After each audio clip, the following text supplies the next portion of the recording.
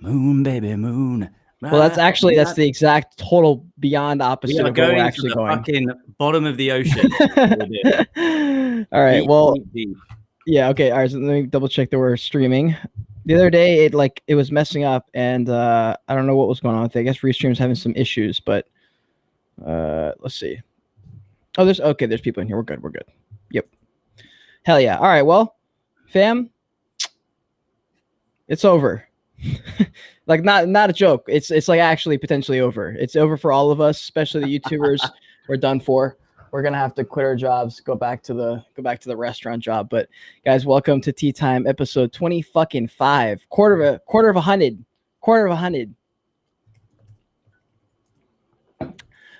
Yeah. So this is just in. This was actually not part of the show until 60 seconds ago. 60 seconds ago. The Fed or the FUD, fucking the same. It doesn't even matter. The FUD is basically interest rates. What is the exact number, Tom?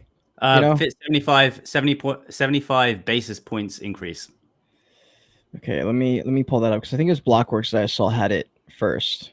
So Blockworks just came in. So this is live as of 3 minutes ago. Fed raises rates by 0.75%. So essentially, bear market is in. So that's where we're at. That's actually not what we were going to talk about today. So what we're really going to talk about is a whole lot of things, but the main topic was this happened a couple days ago. Essentially, where'd it go? Russia and China have partnered up with a few different countries to make a new world currency. New reserve currency. They want to knock away the dollar, which is not surprising. And a lot of people I saw on like Reddit were like, this is what they always say. But this time, fam, we have dug our own selves into this grave because the US dollar is basically just dead at this point. Like, that's the only thing it's backed up by. It's absolutely fucking dog shit. So we're in a position where the US dollar is literally at its weakest ever. And then all these massive other countries, not just Russia and China, by the way, we're going to get into the whole story in a second here, but multiple countries, as in like more than 5, have banded together, big countries here.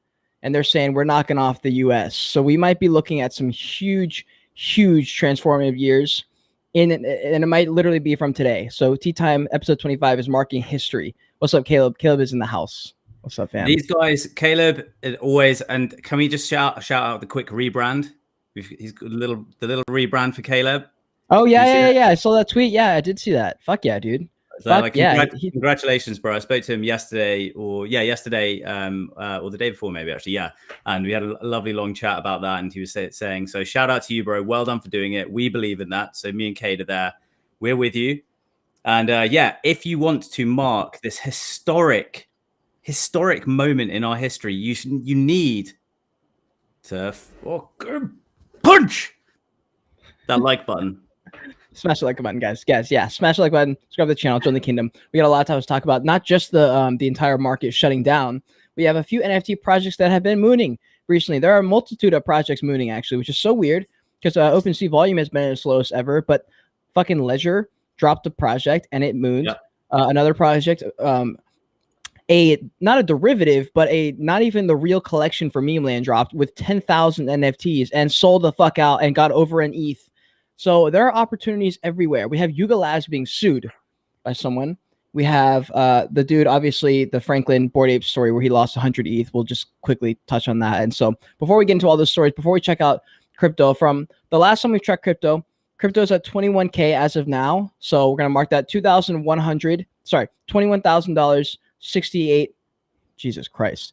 $21,680 is the flat Bitcoin fee right now on CoinMarketCap. So at the end of the show, 21.6 is the number right now. Someone mark this. What's up, Dan? Crypto's in the house. Dan, give us a check in the comments. Throw, what is it? Fit 20. Say the number. 21.6K. Dan, it may have been you. I don't remember who got me whitelist for this project. It was for Angry Dinos. No, that was last week. It was one that it was one that minted yesterday, and it actually went to a 0.2 ETH floor, and I forgot to mint. It was just free. It was a free mint. I found out 30 minutes after. It was right after the Doge Pound podcast, and I was like, "Oh shit, I forgot to check Discord before. I woke up late." And checked Discord, and I was like, "Oh fuck, I missed it." And I was like, "Let me check the OpenSea," thinking it was going to be nothing. And of course, there's like 65 ETH volume traded in the first 30 minutes. There's like tons of sales left and right, and I was just like, it was that red project, whatever the red project was, with like a little red logo in it. I was so pissed, dude. Like that. Oh my god. Oh wait, is it YOLO Holiday? YOLO Holiday? Huh? YOLO Holiday? No, I don't think so. Okay, it's a red one. Bad Influence? No. Bad Influence. That's the one. That's the one. Yeah. Yeah, I was pissed. I was really pissed. I haven't been paying attention. I don't really focus too much on the project so much. I've been focusing way more on content. And we can let me jump into. Let me share my screen here real quick. Because we got a couple things that are cool that we've been working on, and let's see. Well, so we'll get into those right before we jump into the stories. So as recent, I have interviewed the founder John Lemon from Doge Pound. So that was fun. That was yesterday. We had the founder of Dippies come on, Uncle Sal, 2 days ago. We have VFriends Discord manager coming on in I think in like 5 days or something like that. And I think we have one more podcast lined up in the future. I forget what it is. I'm going to try and get Journey Crypto for episode 100. That's the main goal here. So that's all I've really got going on. Come on, Tony. For my stuff. Yeah, come on, Tony. And then Tom, the dude has been putting in fucking work. Do you want to talk about what you've been doing? Yeah, so this is just in an attempt to ramp up the launch phase and gather some momentum for the Summit Club, of which Cade is going to be one of the amazing token holders. So yeah, this is just us trying to get the message out there. It's a tough market for like to sell out projects, especially when you're asking for a kind of like premium mint price to like be able to be a member. But yeah, this is us. We're doing the Summit Club sessions, which is going to be a series of Twitter Spaces where we get all of the most influential folks in. We had an epic one. Cade was there. He was, by the way, Cade hasn't slept, so he did not sleep. He was just up all night. So he came. This was, I think this started at like midnight his time or 1 a.m. or something. It was late. Yeah, we had late. Yeah, amazing spaces with Nate, Minnie and Gronk. Actually, Gronk wasn't there. Fucking Gronk. Coming for you, bro.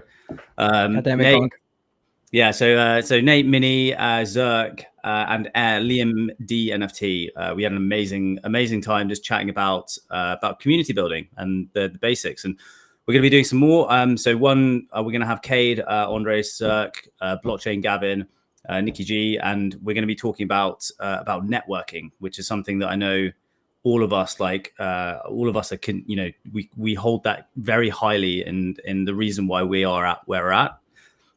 So yeah, just come in if you're looking to like learn about stuff from the people that have been doing it. Like I look at Nikki G. I went to the NFT NYC with him. Went to the conference. I have never seen a dude work a conference floor like that. Just walking up to people, introducing himself, just giving the pit, like the elevator pitch of what he does, who he does. Yeah, Nikki's a beast. Unbelievable beast. Like I've been so many business conferences and I haven't seen someone who is just on it. So epic. If you're looking to network, and same with Andres. Fucking Andres was with Gary V the other day. I mean, yeah, that was cool. Who do you want to learn from? I'm not sure how. Yeah, I think there was some kind. I don't know what event it was. I know he was Gary Vee was super active on Instagram, posting all sorts of stories. It was either an event that he was at, or it was something. I don't know if he threw it or if he was just there. I don't know what happened, but that was cool as fuck that he was there. I mean, Andres lives in LA. It's a great place to live, to network. Location's fucking everything. And honestly, location and environment that you're in affects you heavy. And I noticed this yesterday. I forget why this came up in my head because my AC was fine, but I was thinking about like the idea of how much your fucking environment affects you. Because like, for example, Tom right now, like it's fucking hot over there. All right. I can tell you right now, I operate better than Tom because I'm cooler over here. Like that's just how it works. Like when you're hot and uncomfortable, you just can't, simply cannot operate the same. Knowing that, I wonder how you would have coped. Like it's cooled down. And it's still like warm, but like compared to wearing a hoodie. Geez, yeah, I'm fine. It's fine now. But yeah, this time last week I was like having to be naked. I was having to be fucking naked. But yeah, it's funny. But like it makes a huge difference. Environment is an extremely important factor when it comes into like networking and propelling yourself. Yeah. And I was trying to find this one video. Oh, here it is. So you also started a YouTube channel with Mr. Zerk. himself. If you guys haven't checked it out, Unorthodox on YouTube. They just did their first episode. They're both wearing white with a white background. So you can't see us. We just look like floating heads. Just floating heads. And he's got a white beanie. I thought that was funny as fuck. But yeah, it was a fun episode. I'm very excited to see how that goes. So I'm really excited. So the plan with that is, by the way, so the reason why we're doing it is because we want to do an in real life podcast, kind of like Impulsive, where we get guests in every week. So we're going to do one in a studio in the middle of London, and then we're going to do one which will be a virtual podcast where we get a guest in to do that virtually. And do it once to twice a week. And the same thing as Impulsive, how they Kate's really good at this as well. Just doing lots and lots of what we'll do is we'll record the podcast. So this is kind of what Impulsive do. They then break the podcast up into clips, and they post the clips as teasers for like a week before actually dropping it. Shorts on Reels, TikTok, and they drive demand, or kind of I suppose it's kind of demand. Yep. So then when they drop the episode, it's like everyone knows about it and they're waiting for it because they want to see the whole thing. Yeah, they want more context. So it's a great idea. That's a great idea. Yeah. And plus, you can upload 5 to 15 minute segments too. Like you don't even have to just do sound bites. There's so many options. So that's gonna be fucking epic, dude. And Anthony had the best joke. He said invisible friends because like you're wearing white. That was very, very, very good. All right. Okay. So we have let's jump into a couple things. We have hit the like button, guys. Let's get this out. Smash that like button. Smash that like button. All right. Crypto 21.6K. I don't. There's nothing else to say. It's just, I mean, it's the same conversation as last week. So we'll just skip over that. Honestly, there's nothing to say there. OpenSea. Okay. Now none of my stuff is gonna load. Sick. All right, here we go. Dude. 30-day chart. 30-day chart. Okay, so the last 30 days, we actually haven't dipped as hard as I thought. I thought we took a massive dump in the last like 10 days, but I guess I don't know. Okay, is Dune Analytics and DApp Radar just on totally different fucking everything? Because every time I look at Dune Analytics, it's all fucked up, and then every time I go to DApp Radar, it's an entirely different story. Like this map does not look anything like the one I think it was Giancarlo posted on Twitter the other day, and I don't get it. They're both tracking OpenSea's volume and activity, so how could they be different? I don't know. So I'm on Dune at the moment. I would need to get that. I can't see it on your wait, maybe if I make it bigger. So let me zoom in. Fucking we need to. Yes, sweet. So that's saying users and volume. So volume is at around between 10 and 15 million. So is that? Oh wait, no. Yeah. Hold on. June 22nd to okay. So in the last month. So here's the chart that Giancarlo pulled up. He said in the last month, look how bad that looks, right? You see how bad that looks? And then look at this one in the last 30 days. It's like nothing. There's no difference. But in this chart, it's like drastically different. I just don't get it. I don't understand I don't know what that's the one, the DApp Radar one is OpenSea as well. Let's see. It just says weekly NFT volume. I'm not sure actually. Okay, that might just be NFT. This is strictly OpenSea, so that potentially could be it. But actually, it shouldn't be that different though. Yeah, so on Dune, it's saying it's like for the last month and a half, we've been averaging around like 20 million, and it just hasn't it's, yeah. But also like look at the chart right now. So or look at this thing. So volume, it's only down 20% in the last 30 days, and then balance 12%. We're up 12% on transactions, and we're the same on users. So it's like, yeah, I don't know. That's fucking weird, dude. I'm super confused by that.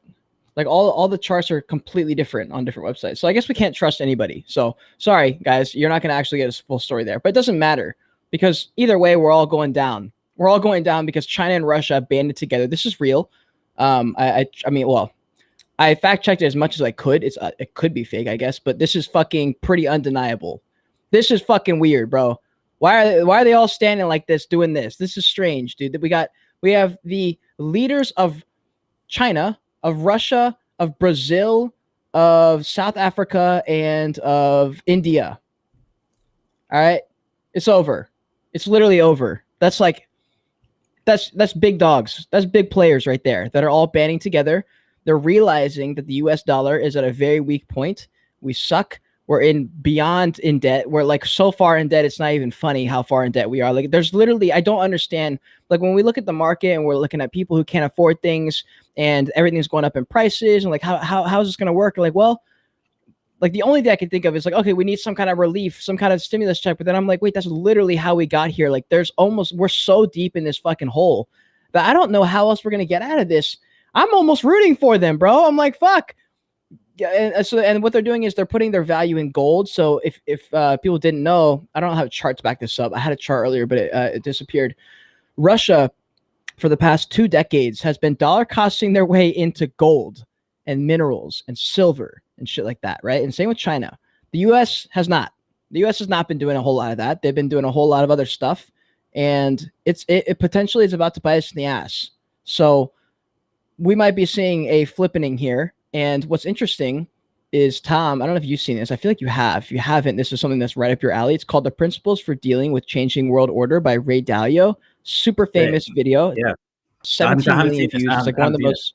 Okay, this is a great way. This is a great... It's like a historical lesson that's mixed with entertainment. It's a story of fucking history, how empires rise and fall. And we are literally on track to take a fat L very soon, and China is literally about to pass us, and it's literally lining up like in this 10-year gap that we're in right now is supposed to be the crossover, and it makes total sense. Like that's where we're at right now. And this whole video is fascinating. I watched this this came out March, so I must have watched this. It's July right now. I feel like this came out way earlier than that, but I guess not. Okay, I must have watched this a few months ago. But yeah, I watched this video. It was a tremendous video. Anyone should watch this if you're interested in history, math, or fucking not math, history or finances, or fucking you just want to be smarter. This is a great video, and by Ray Dalio. So, fuck, I really want to watch this now. Yeah, it's 45-minute little documentary, so you should check it out. But what are your thoughts on this, Tom? This is pretty fucked. This is pretty fucked. So it is fucked. But when I was just before this, about half an hour ago, I went out to the shop just quickly, and I was thinking to myself, I was reading the article, and I was like, it's the same thing that everyone always says, like, oh, at least from a personal development perspective, they're like, just don't watch the news, just don't watch the news, and it made me think like, okay, so that has happened. And I'm like, okay, well, how does it affect me? How does that news like affect me and what I'm trying to do today? Like, how does it affect me today? And the answer is it doesn't affect me. And then I'm like, well, what about tomorrow? And same answer, doesn't affect me tomorrow. What about next week? Nope, doesn't affect me next week. How about next month? No, it won't affect me. How about next year? No, it's not going to affect me. So that what I'm focusing on is what is within my control, right? It is everything that I can control, which is my activities every day.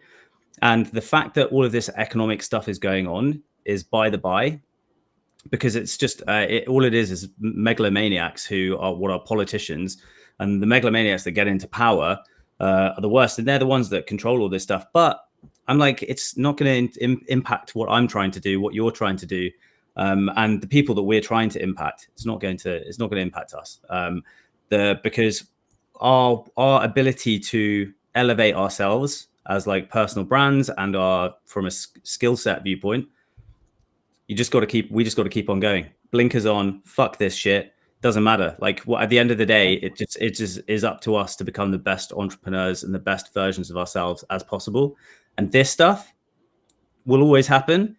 It won't impact us, and that's the bottom line. Is that you just have to like block out the noise, which is hard, but it's important to do. It is. I think maybe it doesn't. I'm trying to figure out who it hits the hardest and why.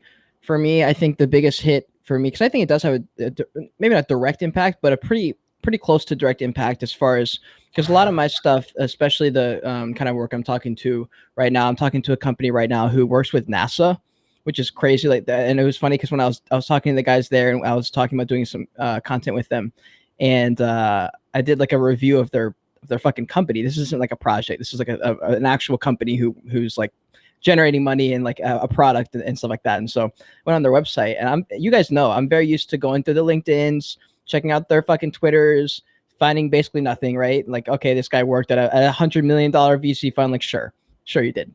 You're 25 years old, you know? And so that's what I'm used to. And I go onto this guy's website, go to all their team, and like every single motherfucker on this team has 25 years of experience in investing, in tech entrepreneurship. They've all launched 5 businesses or more. And I was like, oh my fucking God. And the company brings in X amount of hundreds of millions of dollars a year. They're like they're listed on like the NASDAQ and all this stuff. And I was so like taken back, I guess, because I'm so used to just degenerate bullshit and ideas, that I was doing like a little mock video for them just so they could see what I'm like. And I was like reviewing their fucking product that they have. And I was like, wow, this is like an actual thing. And I was like, wait, they used this in NASA. Like NASA used this on their rover to get them to Mars. And it was fucking wild. But what my point was, to bring it back, was that there are companies out there who would maybe hire me or hire UGC creators who maybe aren't, because they're worried about the stock price. Maybe they're worried about income coming in. You know, there's people who maybe aren't buying as much, and so they're not bringing as much revenue in, so they're paying less. People who are going to potentially buy your token, the Summit Lab, the Summit Club's token, maybe are a little bit more worried now, because now they have less. Yeah. They have less, confidence in the system. That's where I think it indirectly affects us. But yeah, no, you are completely right. Like it's you're completely right. Like it impacts us. I suppose like. Yeah, you're right when I think about that, but then I stretch this out and I'm like, well, a lot of the time I'm working on, so the Summit Club will be the Summit Club no matter what, independent of like whatever happens. But it's the business that I'm working on, which is working on with brands who are looking for the next kind of like marketing push, for the next way to activate their brand. Yep. And I don't see that changing. I agree with you there. I 100% agree with you there. It doesn't affect us as far as us continuing to do our shit. Definitely agree there. But you're totally right. It's just there's less spending power. People, that's what we're in. We're in a recession. And Summit Club equals New World Order. Absolutely. Tom and I and Zerk are actually the people. We've been hiding in costumes for these people that you just saw in that lovely photo of all these world leaders holding hands. That was the funniest photo I've ever seen. But I agree. And we are the creators of our own fucking reality. So we will persevere regardless. It's just gonna maybe add a couple extra speed humps in there, but that's no problem. Yes. And another person who's working just as hard at the same exact time is also fucking the Nifty Dash, courtesy of Zerk. He's doing a free mint. So if you guys haven't engaged with, I don't know if it's this tweet or another tweet, there's a free mint thing. All you have to do is engage with it. I would fucking engage probably, just because it's free and there's no reason not to. All you have to do is click a button and you have a chance. I'm not exactly sure how it works. And then also we got our buddy Nate with Steez still putting out work out there. If you haven't seen that video he's put out with Steez, check out his stuff. Nate is also one of the OGs in the space, and I fucking have full faith in him to deliver. With all of these things that we're doing, this is so Zerk Pass with George Kingdom, with the Summit Club, with Steez. This is your opportunity you're seeing us as creators who have no fucking intent on giving up for many years. This is when you can invest in us, like at the earliest stage. Just as I had with Cade. So I bought one of his prequel collection, and I'm never going to fucking get rid of that. Like never. And as you know, I will have that on my wall, and and I will own it on the blockchain. And it's like, that to me is really cool. But yeah, like ultimately what it's about is, this is the time when you need to be surrounded by the fucking most aspirational, with the best people that push you to your absolute fucking limit. And 100%. That is exactly what both of us are trying to do. All of us are trying to do is just curate this group of people that surrounds us, our inner circle, who have interests in lots of little things, and pull bits like golden nuggets out of all of those different interests and push it into our ecosystem, and we all benefit. And this is the chance. This is the time. Like, fuck the old like 10,000 PFP collections where there's thousands of people just like screaming, shouting, fucking trying to just get free shit. No, just be a person of value. Come in and be a person of value to the communities that need you to be a person of value. And you know what's awesome? Someone clip this, because this is cool. You are all the people who are watching and participating and engaging with us right now. Maybe 5 years ago, Benjamin Cohen was with his YouTube channel. Elliot Trades had his YouTube channel, and they both said, you know what, we're gonna do something different. And Elliot Trades started Super Farm. He started his thing. I liken that to what you're doing. He's like, I'm gonna do a thing in this space. I'm not just gonna make videos. Benjamin Cohen said, I'm going to jump into technical analysis. I'm going to launch my own fucking program, launch my own charts, launch my own website. I'm going to make this a whole thing, and I'm going to be a builder in this space. Tom's doing that. Nate's doing that. And it was weird because we were all started off making just silly videos. Like for the most part, a lot of them were just alpha videos. 70 to 90% of NFT content was just alpha videos. And it's fun because now we're seeing a solid group of 10 to 20 creators saying, oh shit, like we have an opportunity here to build something actually lit, and we're all going in different directions. Like you've got the business side. Nate wants to go in with his alpha pass, or not his alpha pass. I'm not exactly sure. I don't want to describe it, but like he's going. Everyone has their own bit. Yeah, everyone's got. So it's like I've got the. I'm going down the like tech route. The tech like so the thing at the summit is Infinite Dan, and you notice how many more people are saying it, by the way, because of the amount of you're talking about it, and now I'm starting to see this shit all over Twitter. Yeah, man. Yeah, it's sick, and I feel like people get it. Like I feel like when because you're talking about it, especially when they kind of like it makes sense. Like it's this isn't, there's no end game. The game is just to keep on playing and be surrounded by cool people that make it a fun journey. Like the whole like Frodo going through his like epic journey with all of his little friends and his bigger friends. But yeah, it's just about climbing up those hills. You're gonna have periods where it's gonna get a bit harder, and there's gonna be periods where it's brutally hard, and there's gonna be periods when it's easier and it's gonna feel easy. You should just accept it, and you just move forwards. But what it comes down to is just people being with people and helping each other out. But yeah, it's awesome that's happening, and I just see that with all of us. We've all got so much to give, but just like you said, I remember I looked back, I think 3 months ago, I looked back and I kind of I did the reverse on YouTube on Elio Trades, and I went to his oldest videos. The guy was doing daily like news report alpha videos, like fucking the effort, the time that would have gone into it. He was doing it with like a kind of a screen behind him. It was so bad, bro. It was so bad. I know. And it was like it was the but it was great of information. Yeah, the quality of information that he was giving was exceptional, and it just shows it's what K does. Like just show up every day, and then you reach escape velocity. That's what you reach. And another analogy is to look at it as like a flywheel. So a flywheel is something that works on just gathering momentum till it gets to a point where it just keeps on going because of itself. It just keeps on going because of the momentum it already has. Yeah. And it's the same thing with Elio Trades did it. We're going to do it. We're going to get to the point where it's like you're just going along, and all of a sudden people are like, where do these guys come from? And then that's when they think you're an overnight success, when they haven't seen you put in the fucking effort every single day for years. Yeah, hold on one sec. I have something I want to say. I'm just making sure that I am not lagging, because I just realized that my computer is also exporting my video, and I forgot it's still exporting it, and I was like, fuck me, that's a lot of energy it's using right there. I hope it's not lagging. So let me know, guys, if the stream is lagging at all, especially my end. Oh, fuck yeah, let's go.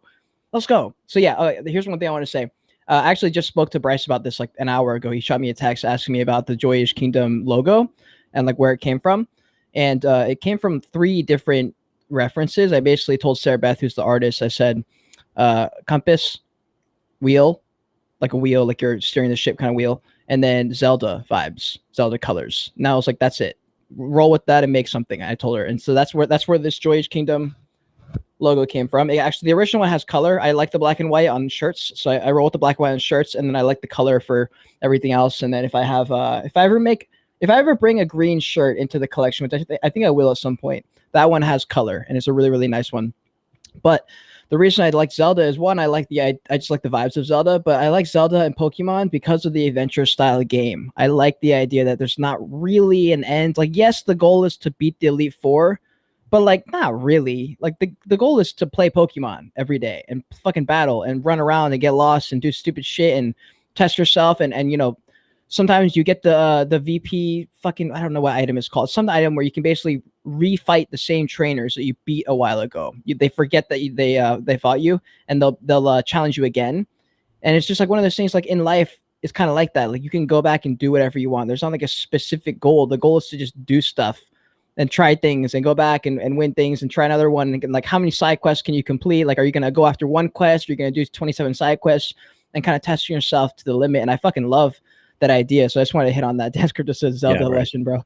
But I think that's a great move for all of us. And I think it's gonna be cool as fuck. The second quest, dude. I haven't played video games in so long. I want to play. I have Pokemon on my computer. I just never get around to it. But also, I just remembered there is this video that explains what happened. Do you want to watch it with the as far as I know, we already covered it, but the point of China and Russia coming together. There's like a 1.5 minute video where this guy explains everything that happened. Yeah. All right, let's do it. All right, fam. We're gonna do this. I hope there's audio here. I think there is. Let's see. Let me know if you can hear this. Putin and China just did the unthinkable, and the West is in big trouble. The alliance between Russia and China is awesome. I mean, why is awesome. it green? Okay, well, a dramatic shift of the entire world economic order kind of way. What happened this week is that? Absolutely groundbreaking. Yep. And was probably the biggest story of the last 30 years, but it hardly got any news coverage at all. Seriously, one of the most important stories of our lifetime happened this week, and almost no one covered it. Russia joined forces with China to create their own new reserve currency. Officially. Yes, it's happening, guys. This means that the new reserve currency won't be the US dollar. This new currency will be based on rare earth minerals, guys. I've been saying this for a while, and that's why I'm personally investing in them, okay? Russia and China are moving their currency to gold, silver, uranium, nickel, copper, real, tangible things, guys. This means that Russia and China are tying their country's fortunes to minerals that they bring out of the ground and then sell to the rest of the world. Just look at how Russia started stockpiling gold over the last 20 years, while the United States went further and further into debt and printing money. Just look at this chart. This is gold. Astonishing. And this was all happening right out there in the open. Here is a headline 2 years before the war with Ukraine broke out. China and Russia ditched dollar and moved toward financial alliance. Yeah, and everyone else was ignoring it. We've had some recent dollar strengthening a little bit, but that's peanuts compared to what's actually happening, because these BRICS nations have been in the midst of a 20-year plan to de-dollarize. De-dollarize. Even before the Ukraine conflict started, both China and Russia were stockpiling gold and working on denominating transactions outside of the United States dollar. It was another secret that was all right there out in the open for anyone to pay attention to. This is a massive challenge to the US dollar, which isn't based on gold or anything. It's actually based on debt. Yes, the US dollar is a debt-based currency, and the United States is $30 trillion in debt. China and Russia are sitting on mountains of minerals that the United States and Europe are clamoring for. Frankly, they're begging for them. Okay, yeah. So obviously that's a bit conspiracy theory-esque and extreme, but there are lessons there that we can take, obviously. Like, so that's a super extreme video, but the points were still made there that were good points. So it is going to be interesting. Yeah. The context behind that is that so the way we have money currently is based on an event that happened in 1978, where I think it was 78, where the US removed the link between monetary value and gold. So that was the gold standard, and that gave them the license to be able to print money, do whatever the fuck they want, unlimitedly or whatever, like limitlessly. And what that means is that when there are economic crises or whatever, they can just print money or pull cash, or they just print it. They make money out of thin fucking air. Yeah. And if they can give themselves loans, dude, they'll give themselves loans, then they'll pay each other back with the same money they just bought from the loan. It makes no sense. Makes no sense. It'd be like if you had an ever supply of an NFT project. Like, of course the value is going to go down. That's why CryptoKitties has a 0.001 floor. There's 2 million items in there. Yeah. Like that's the reason. Like when I mean, I just did my my NFT tier video where I went through the top 100 NFT projects of all time, and I went through them and ranked them from A to C. And so that video is coming out tomorrow, I believe. I already edited it. That's actually exporting right now as we speak. But there's a lot of projects out there. But yeah, the idea of like the ever supply, the ever never ending supply, it just doesn't work. It only works for a little bit of time. As soon as the music stops, you're fucked. You're literally fucked. And this is exactly where the Bitcoin maxis are, why they're hedging on Bitcoin, and why people are like Michael Saylor are, have bought just insane amounts of Bitcoin. In that, like, it's going to get to the point where, like, where we're going, there's going to be a conflict between the US dollar and whatever this like BRICS denomination is, and the reality is that the people are predicting that Bitcoin going to $500,000 is going to be a thing, because there will just be this war between denominations where the value of the dollar just continues to dive. Yeah. It makes me more. It does make me more bullish on what we're doing. Like, we're in Web3. We are providing like financial context around blockchain and the revolution around blockchain. The thing is that blockchain is the crazy, and that the use cases of it stretch far beyond just like monetary value or value exchange. It's data transfer, data hygiene. You could just all of the stuff that underpins the basics of business, as well as the financial instrumentation. So yeah, it makes me feel happy that we're doing this, and we're like, because I had a plumber come around the other day, and he was like, "What do you do?" And I was like, "Well, I didn't want to say it. I remember you telling me this once months ago, when you were like, people were like, well, what do you say when people ask you that? And I think you'd say you make YouTube videos about like finance, essentially, right? It was what I remember you saying. No, I think I said I was bouncing between tech and finance. I think I went with tech, because if I say finance, then I feel like if I say finance, then people expect me to be rich.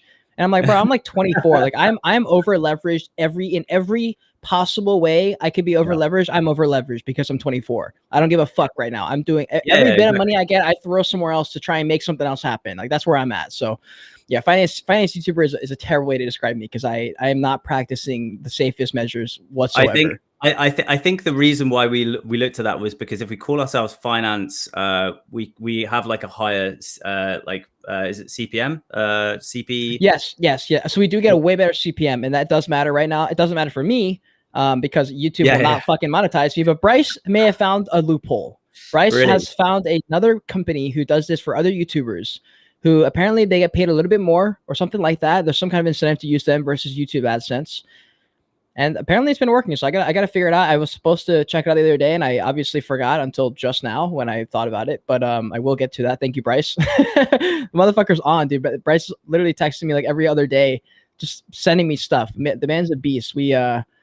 He's actually, it's so funny. He's like a top motivator for me to like win. Cause I'm like, I just want to like be able to like, I see what he does now for free remotely. And I'm like, God damn it. If this motherfucker was just with me in person and was getting paid, we could be unstoppable. And if I end up working with this company and something cool happens, maybe like they'll be like, okay, you know what? We're going to send you, and like, we want you to live in Paris or Bali or something for 6 months and make content out there. It'll be fun. And it's cheaper out there or something like that'd be cool as fuck to be able to travel or something like that. So he's a big motivator for me.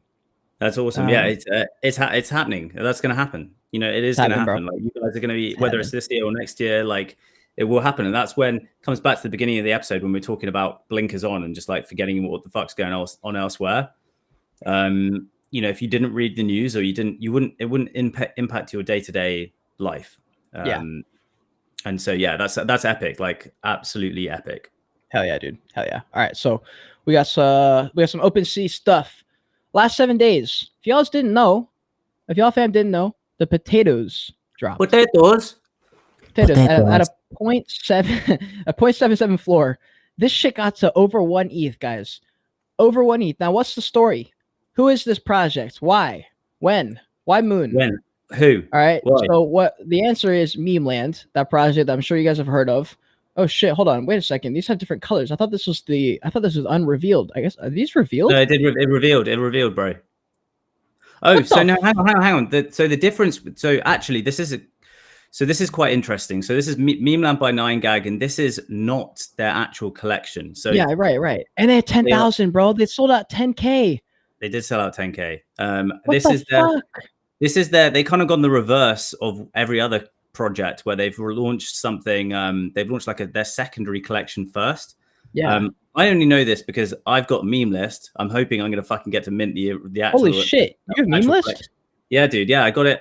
I hedged a bet. I was gonna. Oh yeah. You told me about this. Yeah, I remember this. You told us on a Tea Time episode. Yeah, so I just got lucky because I kind of pieced together. I looked who were the advisors, who very interestingly about this. So if you go to the Memeland website, they've got this unbelievable like world-class list of like they call them advisors. It's got like so Kevin Rose, like Tim Gary's Ferriss, on there, Gary V on there, and about 20 to maybe 30 advisors.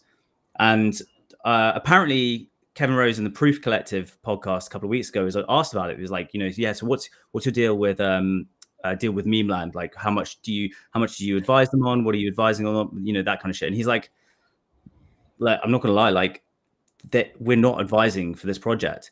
We were just original investors in 9gag like 12 years ago, 12 years ago. Me, Gary V, fucking Tim Ferriss, all of those guys. So what they've done is they've been clever, and they've just taken their names and their photos, and they've called them as advisors, but they are technically advisors to 9gag, but not Memeland. So really super smart, isn't it? Are they not getting FUD for that? That's so cheating, bro. What the fuck? It was the same, dude. This is the same. They did the same thing. They did. They launched. You remember the MVP thing where it was just someone posted in like Discord. It was like, send us 5 ETH to this wallet, and you will get this MVP high like premium tier like membership. Who did? What's this? Who did that? Memeland did in their Discord. Who the fuck are these people? Dude, if you look for the MVP thing, it's like it was above like 20 ETH floor. So people who sent 5 ETH have got like a 4x, 5x. What the hell is going on? This was when we were in New York, bro. This is why it went under the radar. We were in New York and this happened, and we missed out on this. And it was actually quite dodgy how they did it, because in their server, like people were just like, well, what is this for? Why do you want us to send 5 ETH? It sounded scammy. And then there was this one message, this screenshot of this one message, which was like, just send 5 ETH to this wallet. And like, it's super sketchy. Then it's super sketchy. But then if you look at it, it's like, fuckers, it's like above 20 ETH or something. I don't know. Wow. That is fucking nuts.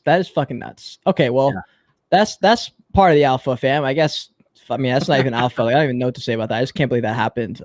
You can't call these things. Stuff's just happening out of nowhere. Last 7.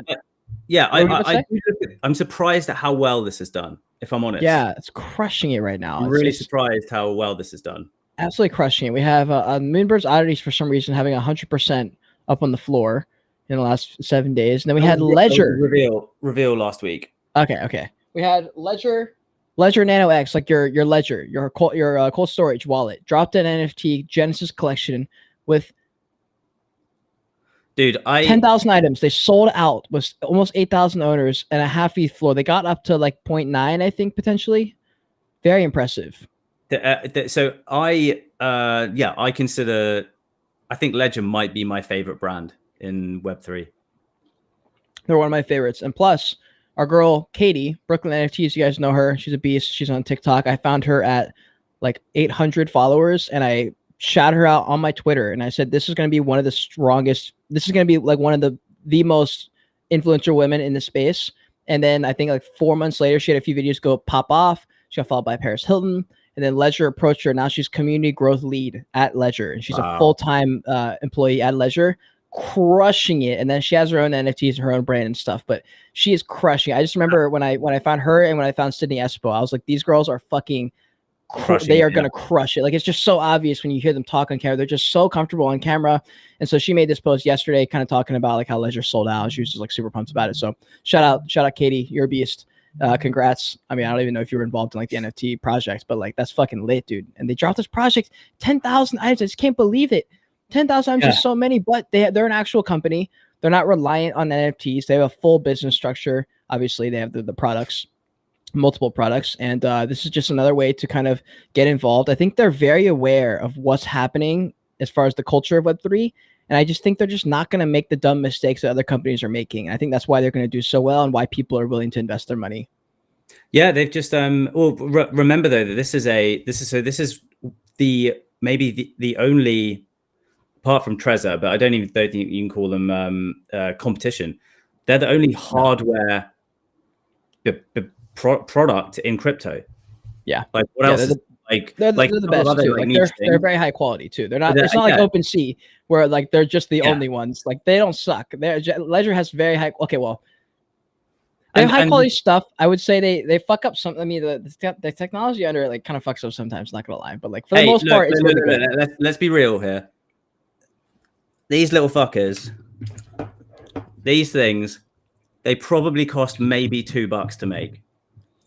And they fuck yes, mate. Look at it. Guys, if you don't have a Ledger, if you guys don't have a Ledger, go ahead and get one. By the way, this is financial advice. If you do not have a Ledger and you're trading crypto or NFTs, you need to have a Ledger. If you don't have your most important NFTs on your Ledger, you're doing it wrong, and you're going to get hacked like I did. You're going to lose a $5,000 NFT like I did, and you're going to click on a stupid link, and you're going to forget to have a burner wallet, and you're going to make dumb mistakes. It's no problem.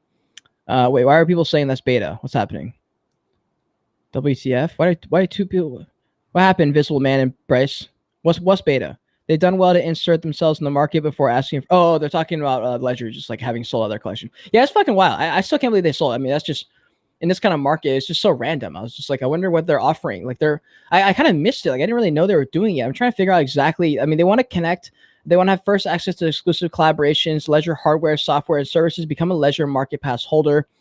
So, I mean, honestly, if I had known about this project earlier, I would have tried to get in on it early. But at this point, it's kind of too late. I mean, I might just wait for a couple more months for it to go down and stuff like that. But anyways, what's up, Air? All right, we're going to jump into a couple more things. Yeah. So for top NFTs, I think that's basically it. That's important to talk about. Everything else is kind of the same. Yeah. Right, dude. You gotta jump out. I've got to jump off. Yeah. Cool, dude. So I mean, the only things I'm covering is just a couple more stories. It's just the Yuga Labs getting sued, and then Tomorrowland having the ape out, and then the Franklin thing. So just a couple last stories. So we'll see you on for next week, dude. Awesome, bro. Right, catch you later. Also, I'm gonna be podcasting with Liam D soon. He just hit me up. Awesome. Hell yeah, dude. All right, I'll talk to you later. All right, peace, guys. Peace. All right, Thomas, out of here. We're gonna continue on trekking. All right, here we go. Ledger's a lifesaver. 100% it is. All right, here we go. Here's the last couple stories. So we got Artifact. You guys know Clone X, Artifact, Nike, AR hoodie, Preforge. If you guys watch, I don't know if you guys are aware, but every Friday I go live on Philip, the NFT show. If you guys know Philip, he's on YouTube and he's on Twitter. Just type in Philip, the NFT show, something like that. It'll pop up. I go live on his show. Basically what Tom does here, he just jumps on my channel and I prepare everything. I do the same thing onto Philip's channel. He prepares everything for me. And so I go on his channel. We talk about a lot more degenerate stuff. We talk about a lot more heavy NFT focused stuff, not so much personal branding, not so much anything else. Like it's heavy trading stuff and like what's going on in the market. And so he was talking about this last week. And so what they did is they connected this actual hoodie with some like technology inside the hoodie to give you these like AR stuff. I thought it was kind of like, it's cool, I guess, but it's kind of just like an expensive Snapchat filter. So they dropped this project. The floor is kind of held steady around the 0.14 to 0.3 category-ish. I don't know. Like, I mean, I don't have a Clone X. Like, I'm not really interested in that. So I thought it was kind of interesting. But the floor's holding steady, which I thought was interesting because you can't even claim the hoodie anymore. So I'm not sure why it's doing that. So if you guys know, let me know because I'm trying to figure that out. We also have Yuga Labs being threatened by a class action lawsuit. Shout out to their boys at WGMI Media for covering this. This is their website. It's a fucking clean website, by the way. Really clean website. So yeah, Yuga Labs has been threatened by class action lawsuit because, and this is Ryder Rips, so of course he's going to rip on them. But essentially, they're facing a potential drawback because of like pumping up their NFTs. I'm not quite sure this is going to work. When I originally thought when I read this article was that they're going to talk about ApeCoin, how everyone jumped in, like all the different, like Coinbase Voyager, Gemini. Everyone was saying ApeCoin's listed like all at the same time, and it felt very scammy. It felt very weird. Hold on. Ah, shit. Thank you, Bryce. Hold on. Holy shit, I suck. Okay. All right. I appreciate you, bruh. There we go. Sorry. So yeah, this is WGMI's website. Shout out to the boys there. Glass threatened by class action lawsuit. So we scroll down here, right, rips right here, and then this is so what I thought was basically that they're gonna get hit for the ApeCoin stuff, but apparently it's not. It has to do more with the Bored Ape Yacht Club and the celebrity induced stuff, how they have promoters and things like that, and they might be getting sued for that.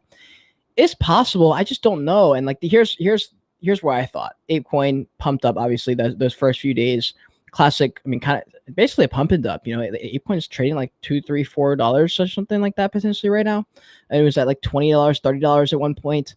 And so they're potentially getting sued. I don't know if that's going to happen. I honestly doubt it, but who knows what's going to happen. And then we have this at Tomorrowland, which is a big show. It's like a big concert rave festival thing. And there was this guy, one of the DJs just had a Bored Ape, and I mean, it's pretty funny. I think it's cool, I guess. I don't know. I didn't know if anyone went. I mean, I just wanted to cover it because I guess it's important or something. I don't really particularly care. It's whatever. I don't know how much it helps. Like the Bored Apes, I don't know how much I want Bored Apes being the only poster boy child for NFTs. Like I would love other things to be bringing people into NFTs, not just the Bored Apes, because Bored Apes just kind of continuously pushes the idea of the PFP and of these avatar pictures, and them being literally the only one who's basically not a ripoff at this point. And then we have Franklin. This dude, if you guys don't know, he's one of the top holders for Bored Ape Yacht Club. This motherfucker, he lost 100 ETH. And he says here, I'm going to describe it to you. This guy, he sold an NFT. It was an ENS of this random thing, listed it for like 1.5 ETH, and actually sold it. And he was like shocked about it. He like listed it as a joke, basically. He put on 100 ETH offer as a joke on his own NFT. He put 100 ETH down as a joke to kind of like get people to be like, whoa, what is this ENS? And then it actually worked because someone was like, okay, like this must be worth something. So someone bought it for 1.5 ETH. So right when he did that, he fucking went to Twitter and said, look how much money I just sold this thing for 1.5 ETH. And the guy who bought it realized, oh shit, there's still a 100 ETH offer on this ENS, and sold it right back to him for 100 ETH.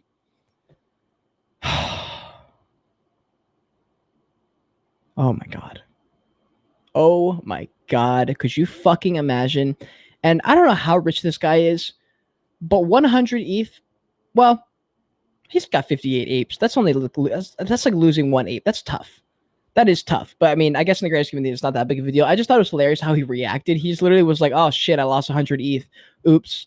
And then he basically said, I didn't get botted. It was just a dumb mistake on my end. He reached out to the guy or the girl who accepted the offer and said, hey, like, that was a mistake. Obviously, can you like give me my money back? And like, there's no fucking chance, dude. If I had done that, if I had sold it, if I was the other person, I want you guys to drop in the comments down below what you would have done. If you were doing this and you were the person who bought it and you sold it for 100 ETH and it was their mistake, it was him being a jackass, and he loses the 100 ETH, what is your next move? For me, I'll give him like 5 ETH back. I'll give him 5 ETH back. But I mean, fuck, that was your mistake, bro. Like I don't know what to say. Like I maybe I would give more. Like maybe I probably would give a little bit more, but also like, dude, I mean, that was your fault, bro. Like that was 100 ETH plus. Like imagine having 100 ETH in your wallet. Oh my God, how much money is that? So what's ETH at? ETH is at like 1,400. We'll say 1,000 times. Or no, sorry, yeah. So 1,400 times 100, 1.4, 100 or 140K. Is that right? 140K for 100 ETH? Wait, am I stupid? That's right?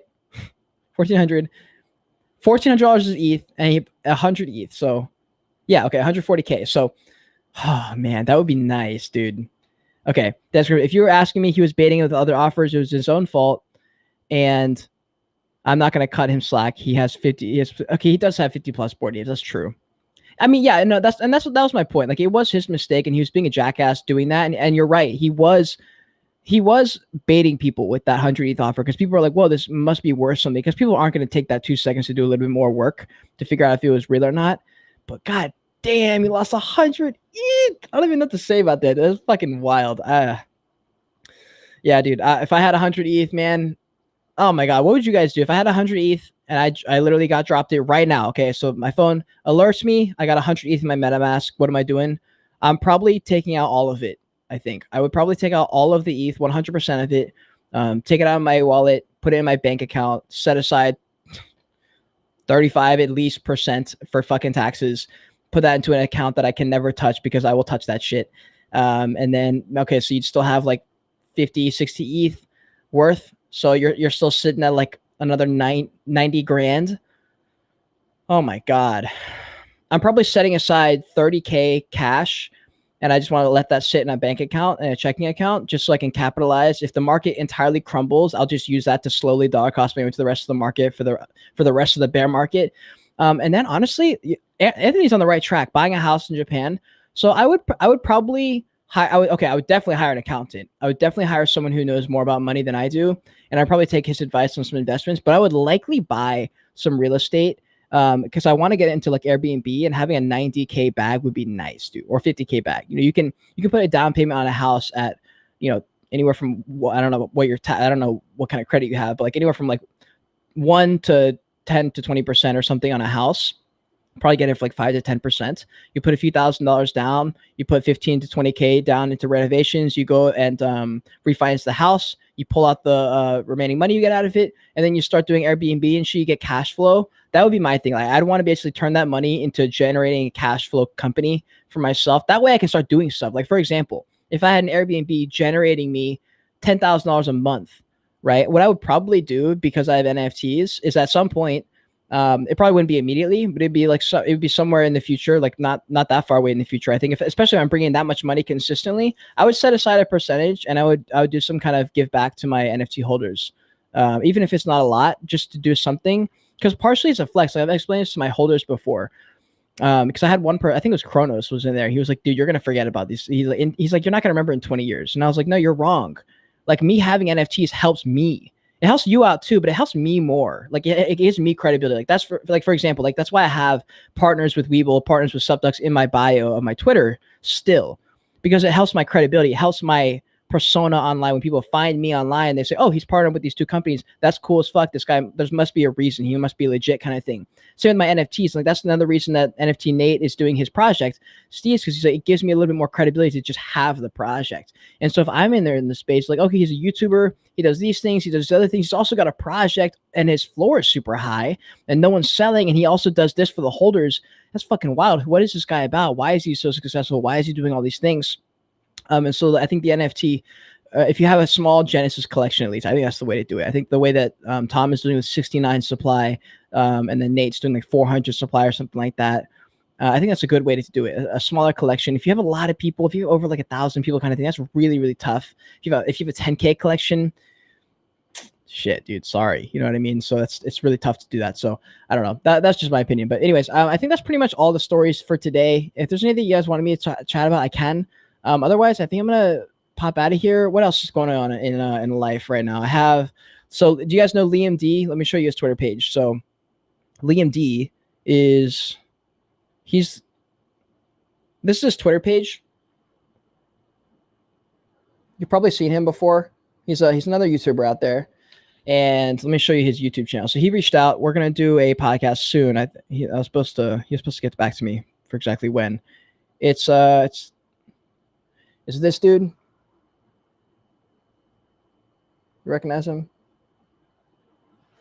So anyways, he makes a lot of videos. He's got a member. He's like an excellent trader. His project is centered around education. So he kind of teaches people how to do shit and stuff like that. And so he did a project, and so I'm excited to talk to him about it. He's a really successful trader. And we're doing a podcast soon. I have the VFriends VFriends Discord manager coming on in like a week or two. And then I'm hoping to get the head of business development at VFriends also. I was able to connect with him, and I'm really, really hoping to get a connection there. And yeah, man, like, it's just been a lot of podcasts. Like, when I say I manifest my future, I mean that shit, dude. When I say I want to be I want to be the podcast host of all podcast hosts, that's the goal.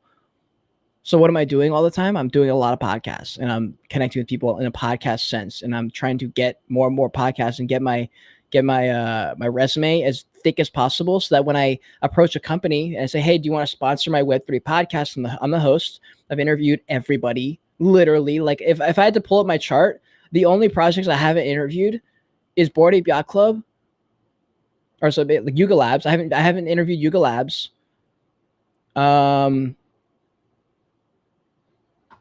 Who else exists? I've done Doodles. I've done CyberKongs. I've done World of Women. I've done Doge Pound. I've done Dippies. I've done Dead Fellas. I've done SupDucks. Like who have I not interviewed? Wait, hold on. Yeah, that's actually a good question. Who the fuck have I not interviewed? Let me check in the OpenSea charts real quick and figure out who are the top projects that I haven't gotten in with yet. So for all time, Azuki. Yeah, I guess I haven't interviewed Azuki yet, or Moonbirds. So that's like, okay. So yeah, so it'd be Cool Cats, Moonbirds, and Azuki. I've done CryptoKitties before. I don't really have any interest in interviewing Pudgy Penguins. I'm pretty sure that's the dude who's rugged like a million times. So I think I'm not interested in that. That's literally it, guys. For the top 50 projects, almost the top 50 projects, somewhere around there. The top 50 projects, I've literally interviewed all the people who are worth interviewing, you know? So that's fucking crazy. And I don't even have 10,000 subscribers. There's nothing that's like specific about my brand that people would be like, oh yeah, I definitely want to be interviewed by him. It's just building up that brand and that name as the guy to go to for podcasts. And then every time I end a podcast with someone, especially if it's a first time podcast with them, I always reach out after it. I'm like, hey, that was a great episode, blah, blah, blah. And then I say, hey, by the way, if you ever want to come back on for a round 2, I'm super down. Let's even line that up with some kind of thing that you've got going on with the project, a big announcement, a big event coming up. Let's treat it like a late night show so that you can get something out of it. I can get, obviously, I'll get content. I'll get to do the interview with you, which helps me out. But you will be able to like get a direct, not a gift, like a direct benefit from it, right? You get to talk about your thing. Obviously, you get to go on the podcast, but also there's something you get is like exposure to a very specific thing, which helps them out. That gets them excited to be like, oh yeah, I do want to do a second podcast with Kate. Like that's a good idea. Or and then also I'll say, hey, if you guys have any other friends, by the way, who do similar things to you that you think would have a great time on my podcast, I'd love to talk to them as well. And I expand my network that way. And it's done all organically. Like both my online business, my consulting, and my reviews, 99% of it is all word of mouth and them reaching out to me. The only time I ever reach out to anyone else is, well, I don't reach out to anyone else. I just put out content and I talk about my reviews and I talk about my consulting that I offer. But like, that's like every 30 videos or so, I'll make a video talking about the fact that I do reviews. I mostly rely on the fact that I just do the review and then other people see me doing reviews and then say, oh, okay, how do I get in on that? And so that's kind of how I built my name up, is just kind of doing a lot of shit. Sorry, I haven't looked in the chat here. Dance Crypto, his NFT expert summit is killer. So many notable names on his roster. Yeah, I was able to actually flip that NFT. I feel kind of bad now. But I don't really know him yet, so I'm not friends with him yet, so I don't feel that bad. But I'm also not a trader. You guys know this. I've never really been a big trader, especially since I started YouTube. It's kind of a little bit of a conflict of interest. I try not to talk about projects I'm buying into because it is, in my opinion, a bit of a conflict of interest. So I do my best not to talk about it. Like the only place you're really gonna find me talking about projects I'm in are probably my Instagram, because my Instagram is way smaller. My Instagram is like, obviously, like Web3 people aren't really on Instagram. And so I know there's less people there. So like, you know, when you buy an NFT and all you want to do is tell everyone that you bought this NFT and post it fucking everywhere, that's where I'll post it. I usually post on my Instagram stories. If you're not following me on there, I think my link is in the description. If you go to my link tree, all my socials are down there.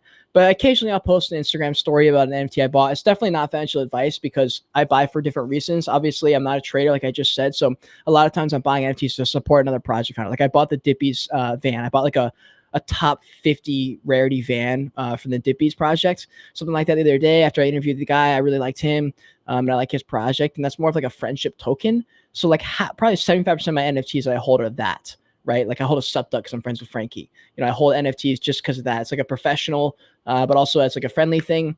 And then every now and then I'll do a little bit of flipping. Maybe I'll buy a couple extras from a project that I believe in that I think will do well in the long term. Like I bought a second Cool Man and I was able to sell in the news when he came out with the announcement at like 0.8, and it's since then dropped to like 0.2 or 0.3 or something like that. And so that's kind of how I do it. But yeah, so I was able to sell Dance Crypto.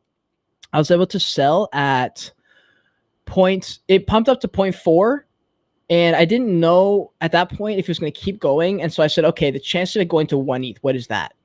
And during that time, when I was thinking about it, it went from 0.4 to 0.35. And I said, okay, if it comes back to 0.4, I sell. That's it. I just don't see this going to 1 ETH. I just don't know enough. I feel like in this kind of market, 0.5 is like a cap. So if it goes to 0.4 again, I'll sell.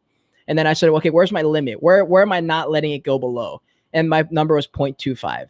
So it basically kept coming down, hit 0.25. I listed it right at 0.25, something like that, and sold it right there. And then I think it like teetered in that area for a little bit, and then has since then come down to like 0.03 or something like that. So that's kind of one way I look at trading. I look at my potential upside and say, would I rather have that potential upside? Can I stomach the loss though if I don't sell now? Like for example, if it got to 0.3 and I said, okay, I can either sell 0.3 guaranteed, or because like, you know, if I sell right now, it could go to 0.6. I think that's a number it could potentially hit, but it could also drop down to 0.1. If it hit 0.1, would I be okay with that? Or would I rather just take a guaranteed 0.3? 9 times out of 10, I take the guaranteed option, especially in this kind of market. It's just not worth gambling. So that's kind of how I look at it. That's the way I've been trading most of the time. So that's just my little bit of advice for trading. It's not like, I feel like it's pretty generic, honestly. But anyways, I'm going to bring this Tea Time episode to a close. Oh, fuck. Oh, man. Yeah, so anyways, I appreciate you guys being here. It was actually weird to do a Tea Time episode towards the end by myself. I haven't done that in a while, but I appreciate you guys for being here. If you haven't smashed the like button for me, smash the like button. Subscribe to the channel. If you like NFT, business related content, tech related content, lifestyle content, all the things, I'm posting all the fucking time. Make sure you follow me on Twitter. Make sure my Discord down below in the description. That's pretty much it, fam. Okay. If you made it to the very end, code word